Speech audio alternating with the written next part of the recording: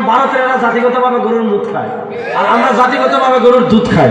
তারা জাতিগতভাবে গরুর পেশাব খায়, আর আমরা জাতিগতভাবে গরুর মগজ খাই। যারা গরুর দুধ খায় আর যারা গরুর মগজ খায়, যারা গরুর দুধ খায় আর যারা গরুর পেশাব খায়, তারা কখনো সমান হতে পারে না। যারা গরুর মগজ খায় এরা হয় বাদশা, এদের চিন্তা হয় বাদশা, এদের সাহস হয় বাদশাহী। আর যারা গরুর পেশাব খায় এরা মানুষ হলে বিড়াল ছাড়া আমাদের সামনে কিছু না। সুতরাং ভারত গোনার টাইম আমাদের। যুবক হাত তুলে বলো, প্রস্তুত আছো তো? ইনশাআল্লাহ আমাদের পৃথিবীতে দুইটা লড়াই হবে ইনশাআল্লাহ। এক লড়াই হবে আধিপত্যবাদী হিন্দু শক্তির বিরুদ্ধে, আরেকটা লড়াই হবে আধিপত্যবাদী ইহুদি শক্তির বিরুদ্ধে। হিন্দু শক্তিকে পরাজিত করে হিন্দুস্তানে ইসলামের পতাকা উড়বে উড়বে ইনশাআল্লাহ। বিসমিল্লাহির রহমানির রহিম।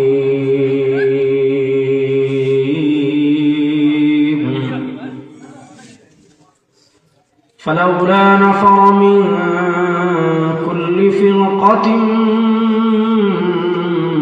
منهم طائفة ليتفقهوا في الدين ولينذروا قومهم إذا رجعوا إليهم لعلهم يحذرون. بارك الله لنا ولكم في القرآن العظيم ونفعنا وإياكم بالآيات والذكر الحكيم. وقال رسول الله صلى الله عليه وسلم: خيركم من تعلم القرآن وعلمه أو كما قال عليه الصلاة والسلام. আল্লাহ রাব্বুল ইজ্জত ওয়াল জালালের লাখ কোটি শুকরিয়া আদায় করছি। আল্লাহ তাআলা আমাদেরকে অত্যন্ত দয়া করে মায়া করে মাওলানা ইব্রাহিম আলী রাহিমাহুল্লাহ প্রতিষ্ঠিত এবং শেখুল হাদিস আল্লামা নুরুল ইসলাম বিশ্বনাথী রাহিমাহুল্লাহ স্মৃতি বিজড়িত জামিয়া ইসলামিয়া মিফতাহুল উলুম সদরগাঁও বড়দিরার ওই আতাপুর বিশ্বনাথ সিলেটের আজকের এই বার্ষিক ওয়াজ মাহফিলে আমাদের সিলেট হিসাবে রাত 11টা, অনেক রাত।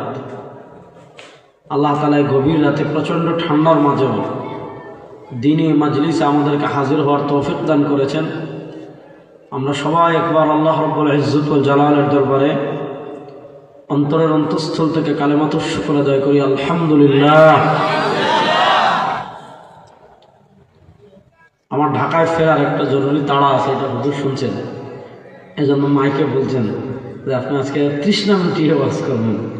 আল্লাহ তাআলা আমাকে যেন অল্প সময় এমন কিছু কথা বলার তৌফিক দান করেন যাতে কম কথায় আপনাদের তৃষ্ণা নিবারণ হয়ে যায়। ভাই আমিনটা বলেন।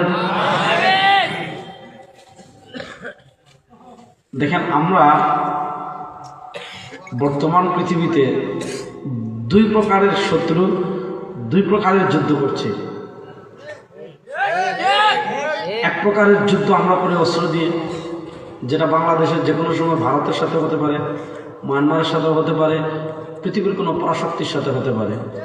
অস্ত্রের যুদ্ধে মুসলমান সব সময় 24 ঘন্টা প্রস্তুত ইনশাআল্লাহ। এগুলো আমরা ভয় করি না, কারণ আমরা দুনিয়াতে জন্মগ্রহণ করার পর আমাদের অন্তরে সবচেয়ে বেশি আগ্রহ যে জিনিসটা থাকে সেটা হলো আল্লাহর রাস্তায় শহীদ মৃত্যু। মুসলমান কখনো শহীদ মৃত্যুকে ভয় পায় না, ভয় পাওয়ার প্রশ্নই আসে না। আরেকটা যুদ্ধ আছে, সেটা হলো বুদ্ধিবৃত্তিক যুদ্ধ, যেটাকে আরবিতে বলে আল গজওয়াতুল ফিকরিয়া, চিন্তা যুদ্ধ। চিন্তা যুদ্ধ মানে কি? ইসলামের শত্রু যারা আছে এরা সবসময় বুদ্ধিবৃত্তিকভাবে এমন কিছু জিনিস আমাদের ভিতর সাপ্লাই করতে চায়, এমন কিছু জিনিস আমাদের ভিতর দিতে চায়, এমন কিছু জিনিস আমাদের ভিতর চালু করতে চায়, যেগুলো চালু করলে ইসলামের যে প্রাণ শক্তি আছে, ইসলামের যে শিকড় আছে, ওই শিকড়ের সাথে মুসলমানদের সম্পর্ক দুর্বল হয়ে যাবে। আর ইসলামের যে প্রাণ শক্তি, চার্জ, আপনার যত দামে মোবাইল হোক, চার্জ না থাকলে কাম হবে না। যত দামি গাড়ি হোক, তেল না থাকলে কাম হবে না, গ্যাস না থাকলে কাম হবে না, যত দামি গাড়ি হোক চার্জ অথবা ব্যাটারি না থাকলে চলবে না। ঠিক তেমনিভাবে তারা চায় ইসলামের ভিতরে এমন কিছু জিনিস দিতে, ইসলামের মধ্যে এমন কিছু জিনিস ঢুকিয়ে দিতে যাতে আপনার ইসলাম থাকবে ঠিক কিন্তু ইসলামের চার্জ থাকবে না, ইসলাম থাকবে ঠিক ইসলামের তেল থাকবে না, ইসলাম থাকবে ঠিক ইসলামের মোবিল থাকবে না, যার কারণে আপনার ইসলামটা শুধু নামে থাকবে, বাকি সব ক্ষেত্রে ইসলামটা অকেজ হয়ে যাবে। এই যুদ্ধে তারা সবসময় আমাদেরকে পরাজিত করেছে এবং এই যুদ্ধে রাসূলুল্লাহ সাল্লাল্লাহু আলাইহি ওয়াসাল্লাম 1400 বছর আগে আমাদেরকে ভবিষ্যৎবাণী করে গিয়েছেন। আল্লাহ রাসূল সাল্লাল্লাহু আলাইহি ওয়াসাল্লাম নিজে বলে গিয়েছেন, ইউশিকু আন ইয়াতি আলা নাসি জামান। রাসূলুল্লাহ সাল্লাল্লাহু আলাইহি ওয়াসাল্লাম বলেছেন, আমার ভয় লাগছে এই উম্মাহ এমন একটা সময় পার করবে, এই উম্মাহ এমন একটা যুগ পার করবে, এই উম্মাহ এমন একটা কাল পার করবে। উম্মার অবস্থা কি হবে জানেন? বা এখানে কথা বন্ধ রাখতে হবে। উম্মার অবস্থা কি হবে জানেন? আল্লাহ রাসূল সাল্লাল্লাহু আলাইহি ওয়াসাল্লাম বলেন, বুখারী শরীফের হাদিস, একটু মনোযোগ দিয়ে শুনবেন। লা তাত্তাবিউন্না সুনানা মান কানা ক্বাবলাকুম শিবরান বিশিবরিন ওয়া যিরাআন বিযিরা'ইন হাত্তা লাউ সালাকু ফি জুহরি যাব্বিল লাসালাকতুম। রাসূলুল্লাহ সাল্লাল্লাহু আলাইহি ওয়াসাল্লাম বলেন, আমার উম্মাহ এমন একটা পর্যায়ে গিয়ে পৌঁছাবে, আমার উম্মাহ এমন একটা সময়ে উপনীত হবে, আমার উম্মাহ এমন একটা যুগে উপনীত হবে, আমার উম্মাহ এমন একটা সময়ে পৌঁছাবে। শুনেন, আল্লাহ তাআলা পৃথিবীতে আমাদেরকে আনুগত্যের 3টা স্তর দিয়েছেন, আতিউল্লাহ ওয়া আতিউর রাসূল ওয়া উলিল আমরি মিনকুম। ব্যাখ্যা করব না, আমরা আনুগত্য করব আল্লাহর এবং তার রাসূলের। এই 2টার ভিতরে উলিল আমরও আছে। আল্লাহ বলেছেন, মাইয়ুতি'র রাসূল ফাকাদ আতা আল্লাহ। দুনিয়াতে যারা রাসূল সাল্লাল্লাহু আলাইহি ওয়াসাল্লামের আনুগত্য করবে, রাসূল সাল্লাল্লাহু আলাইহি ওয়াসাল্লামের আনুগত্য করার অর্থ হলো আল্লাহর আনুগত্য করা। আমি দুনিয়ার সব ক্ষেত্রে, জীবনের সব ক্ষেত্রে, কাজে, হাঁটায়, খাওয়ায়, ঘুমানো, রাজনীতি, রাষ্ট্র পরিচালনা, অর্থনীতি, বিচার ব্যবস্থা, শিক্ষা দীক্ষা যা আছে সব ক্ষেত্রে আমি আদর্শ মানব নবী করিম সাল্লাল্লাহু আলাইহি ওয়াসাল্লামকে। নবী করিম সাল্লাল্লাহু আলাইহি ওয়াসাল্লামের বাহিরে কাউকে এক চুলো আদর্শ মানার কোনো সুযোগ আল্লাহ পৃথিবীতে মুসলমানদের জন্য রাখেন নাই। সব ক্ষেত্রে অনলি ওয়ান আমাদের আদর্শ নবী। আল্লাহ রাসূল সাল্লাল্লাহু আলাইহি ওয়াসাল্লামের বাইরে পৃথিবীর কোনো লিডার আমাদের জন্য আদর্শ হতে পারে না।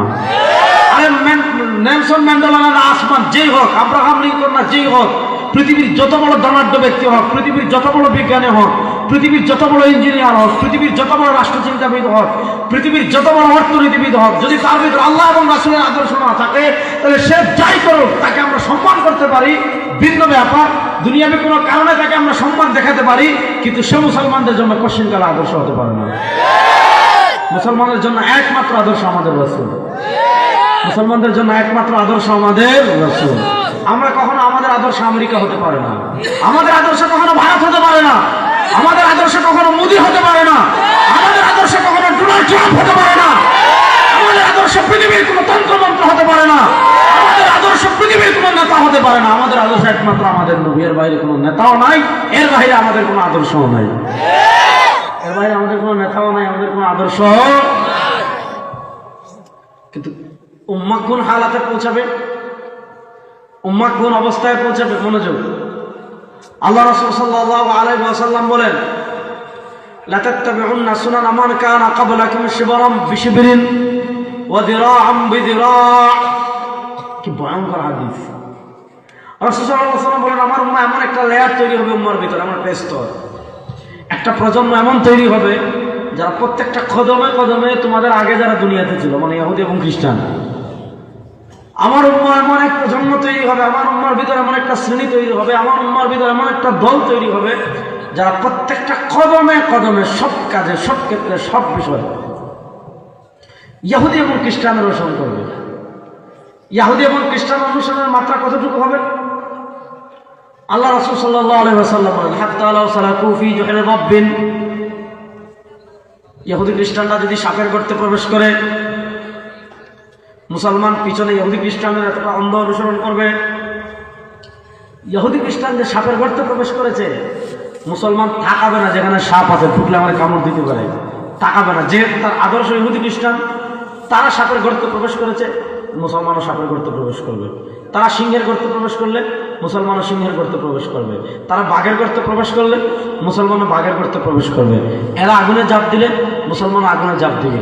এরা ল্যাংটা থাকলে মুসলমানের ল্যাংটা থাকবে, এদের পুরুষরা সালোয়ার কামিজ পরলে মুসলমান পুরুষের সালোয়ার কামিজ পরবে, এদের মহিলা প্যান্ট শার্ট পরলে মুসলমান মহিলা প্যান্ট শার্ট পরবে, এরা সেরা প্যান্ট পরলে মুসলমানের সেরা প্যান্ট পরবে, এরা পুরা মাথা নেড়া করে এখানে একটু চুল রাখলে মুসলমান পুরা মাথা নেড়া করে এখানে চুল রাখবে, এরা হাফ প্যান্ট পরলে মুসলমান হাফ প্যান্ট পরবে, এরা দাড়ি পুরাটা কেটে বান্দরের পিছনের মতো একটু এরকম একটু রাখলে মুসলমান বাচ্চারা পুরাটা কেটে বান্দরের পিছনের মতো এখানে একটু রাখবে। অর্থাৎ মুসলমানরা প্রত্যেকটা কদমে কদমে মুসলমানরা প্রত্যেকটা কদমে কদমে সব ক্ষেত্রে মুসলমান তাদের আদর্শ বানিয়ে ফেলবে ইহুদি এবং খ্রিস্টানকে। দাঁড়া আসতে হুজুরের কথা দরকার নাই, আমার ডোরটা খাই দেবে ওটা এমনি কথা ভালো করে শুনেন। মুসলমানরা প্রত্যেকটা কদমে কদমে আদর্শ মানবে কাকে? ইহুদি এবং খ্রিস্টান। আপনি চিন্তা করতে পারবেন, আমি আপনাদেরকে কিছু ধারণা দিই তাহলে বুঝবেন। ইহুদি খ্রিস্টানরা মুসলমান রূপ ধারণ করে, আরবিতে এদেরকে বলে মুস্তাশরিক, ইংরেজিতে বলে ওরিয়েন্টালিস্ট, বাংলাতে বলে প্রাচ্যবিদ। তারা কিন্তু ইহুদি, তারা কিন্তু খ্রিস্টান, তাদের নামও ইহুদি। ডক্টর গুল্ড জেহির, হ্যাঁ, ডক্টর উইনসিম, হ্যাঁ, ইংরেজি নাম। তারা কি পরিমাণ কাজ করেছে আপনি জানেন? আল মুআজামুল মুফাহরাস লি আলফাজিল হাদিস, হাদিসের একটা বিশাল কিতাব আছে। কোন শব্দ, যেমন আরবিতে একটা শব্দ আছে কুল, আছে না? এই কুল দিয়ে কোন কোন হাদিস কোন কোন কিতাবে কোথাও আছে এটা সব জমা করছে। আরবিতে একটা শব্দ আছে, মনে করেন জারাবা, জারাবা শব্দ দিয়ে কোন কোন হাদিস কোন কিতাবে আছে। আরবিতে একটা শব্দ আছে আহাদ, আহাদ শব্দ দিয়ে কি কি হাদিস কোন কিতাবে কোথায় আছে। আলহামদু দিয়ে কোন হাদিস কোথায় কোন কিতাবে আছে। এই সব জমা করে হাদিস নিয়ে তারা এই পরিমাণ স্টাডি করেছে, যারা ইহুদি খ্রিস্টান হাদিস নিয়ে এই পরিমাণ স্টাডি করেছে যে কোন শব্দে কোন কিতাবের কোথাও হাদিস আছে, এটা সূচিপত্র তৈরি করে বিশাল কিতাব ছাপাই ফেলছে। আল মুআজামুল মুফাহরাস মাওসুআতুল আতরাফিল হাদিস। এগুলো কাদের কাজ? ওরিয়েন্টালিস্টদের কাজ, খ্রিস্টানদের কাজ, ইহুদিদের কাজ। আমাদের ইমাম আবু হানিফা রাহিমাহুল্লাহর অন্যতম ছাত্র ছিলেন ইমাম মোহাম্মদ রাহিমাহুল্লাহর কিতাবুল আসল। আগে যেটা ছাপছিল এটা আবুল ওয়াফা আফগানি রাহিমাহুল্লাহ এবং মাহদি হাসান শাহজাহানপুরের তাহকিক তালিক করা, এখানে এক প্রাচ্যবিদ ইহুদি ছাপাইছে বিশাল তাহকিক তালিক করে। অর্থাৎ তারা ইসলাম নিয়ে কেন এত গবেষণা করে? ইসলামের অনেক বিষয় তারা কেন বই লেখে? সেই বইগুলো আমরাও পড়তে পারি, আমাদেরও কাটতে হয়, আমাদেরও লাগে, আমরাও তাদের বই পড়তে হয় অনেক সময়। তারা এই কাজগুলো কেন করে? এই কাজগুলো করার একটা কারণ আছে, সেটা হলো আমাদের জিনিসগুলো রিসার্চ করে, আমাদের জিনিসগুলো গবেষণা করে, আমাদের জিনিসগুলো সব জেনে এটার মাঝে মধ্যে মাঝে মধ্যে মাঝে মধ্যে মাঝে মধ্যে মাঝে মধ্যে মাঝে মধ্যে এমন ফাঁক ফুক করে এমন মেডিসিন দিবে যে মেডিসিনের কারণে আপনার ইমান আমল সব নষ্ট, যে মেডিসিনের কারণে আপনার ইমান আমল সব নষ্ট। আজকে পৃথিবীর সবচেয়ে মুসলমানদের ব্যর্থতার জায়গা কোনটা? আজকে সারা পৃথিবীর মুসলমানদের দিকে আপনি নজর দেন, আজকে সারা পৃথিবীর মুসলমানদের দিকে আপনি তাকান, তাহলে আপনি দেখবেন পাবেন মুসলমান কালেমা পড়ে ঠিক, মুসলমান নামাজ পড়ে ঠিক, মুসলমান রোজা রাখে ঠিক, মুসলমান হজ করে ঠিক, মুসলমান যাকাত দেয় ঠিক, মুসলমান ওয়াজ মাহফিলে আছে ঠিক, কিন্তু বুদ্ধিবৃত্তিক ভাবে তার ঘরে দেখেন, তার বিবাহে দেখেন, তার পরিবারে দেখেন, তার সমাজে দেখেন, তার ব্যবসায় দেখেন, সে ওয়াজ মাহফিলে আসার সময় টিকটুপি মাথায় দিয়ে আসে, কিন্তু আপনি জীবনের বেশিরভাগ ক্ষেত্রে দেখবেন তার ভিতর রাসূলুল্লাহ সাল্লাল্লাহু আলাইহি ওয়াসাল্লামের আদর্শ নাই, বেশিরভাগ ক্ষেত্রে সে আদর্শ মানতেছে ইহুদি এবং খ্রিস্টান। অথচ জীবনের সব ক্ষেত্রে রাসূলুল্লাহর আদর্শ আছে না নাই? কথা বললে দেখি, জীবনের সব ক্ষেত্রে রাসূলুল্লাহ সাল্লাল্লাহু আলাইহি ওয়াসাল্লামের আদর্শ আছে না নাই? আচ্ছা, আমি আপনাদেরকে একটা উদাহরণ দিই, আরো ভালো করে বুঝবেন। হাত কয়টা? সবাই কথা বলতে হবে। হাত কয়টা? এই হাতে 5 আঙ্গুল, এই হাতে 5 আঙ্গুল, মনোযোগ। এই হাতেও 5 আঙ্গুল, এই হাতেও 5 আঙ্গুল। এই হাতে যা, ওই হাতে তা। এই হাতে জয় দাগ, ওই হাতে তয় দাগ। এই হাতে জটা রেখা, ওই হাতে তয়টা রেখা।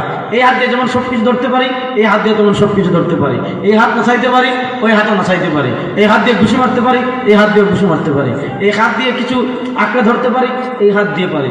প্রশ্ন হলো, আপনি যখন ভাত খেতে যান খান কোন হাত দিয়ে? ডান হাত দিয়ে। আপনি যখন পানি পান করতে যান পান করেন কোন হাত দিয়ে? বাম হাত, ডান হাত দিয়ে। আমরা খাবারটা খাই ডান হাতে, পানিটা খাই ডান হাতে। মনোযোগ, আমরা খাবারটা খাই ডান হাতে, আমরা পানিটা খাই ডান হাতে। এমনকি আমাদের দেশের মানুষ যদি সিগারেটও খায়, দেখবেন সিগারেটও কোন হাতে খায় না? বাম হাতে খায় না। সিগারেট খায় কোন হাতে?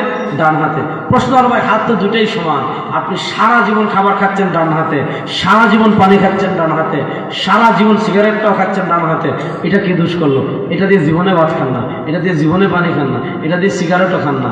আবার যখন ইস্তিনজায় যান, ইস্তিনজা করেন বাম হাত দিয়ে, এই হাত দিয়ে জীবনে ইস্তিনজা করেন না।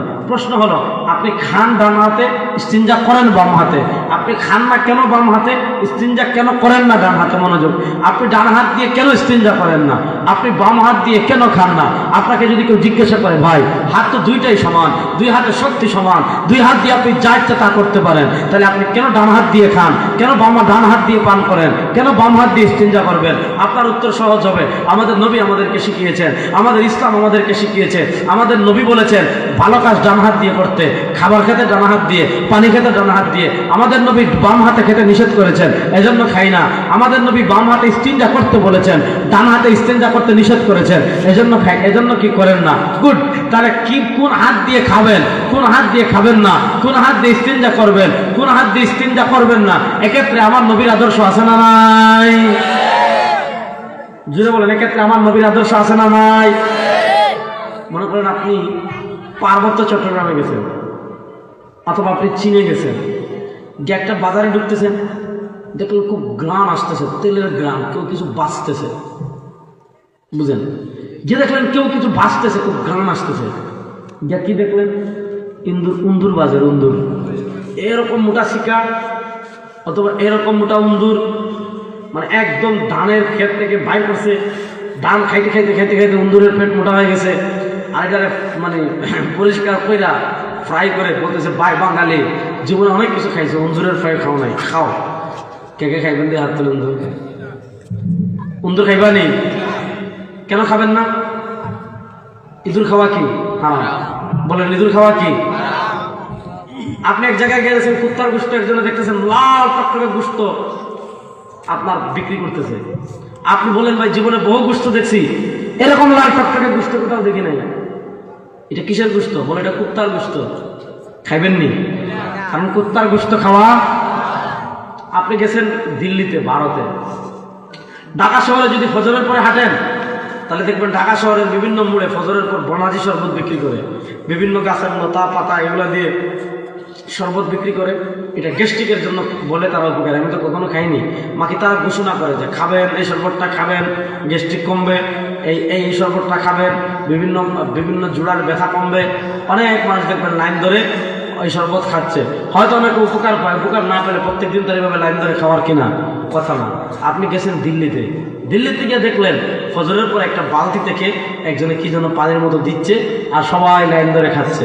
আপনি বললেন সবাই যেহেতু খাইছেন, আপনি মনে করছেন কুইয়ারের রস, অথবা মনে করছেন ডাবর পানি, অথবা মনে করছেন নাইকেলের পানি, আপনি লাইন ধরছেন। কাছাকাছি যাওয়ার পর জিজ্ঞেস করলেন ভাই কি দিচ্ছেন? তারা বললো আমাদের ভগবান জনাব গরু সাহেব, উনি সারা রাত কি করেছেন, ওনার পবিত্র জিনিস ফেলেছেন, পেশাব, আর আমরা এটা বোতল দিয়ে লইয়া আইছি, এখন আমরা যেহেতু ভগবানের জিনিস সবাই বরকত মনে করে খাইয়া, আমরা খাইবানি? আপনি খাইবানি? কারণ গরুর মুখ খাওয়া হারাম। বলেন গরুর মুখ খাওয়া, বলেন না গরুর মুখ খাওয়া। আমি আমার অনেক বক্তৃতা বলি, ভারতকে আমরা কেন ডরাই না জানেন? ভারত মানচিত্রের দিক থেকে আমাদের থেকে বড় হতে পারে, কিন্তু বড় হওয়া মানেই বস হওয়া এমন না। পৃথিবীতে আমরা আল্লাহ ছাড়া আর কাউকে আমাদের বস মানি না।